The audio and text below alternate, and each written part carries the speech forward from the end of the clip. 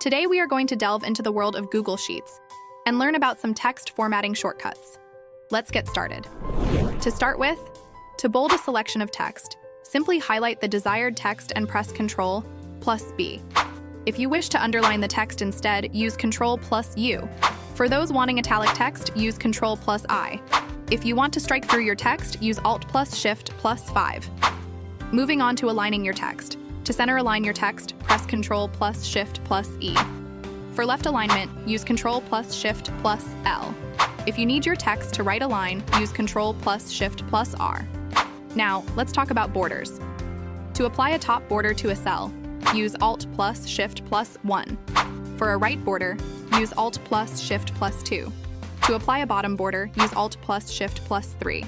And for a left border, use Alt+Shift+4. To remove the borders completely, use Alt+Shift+6.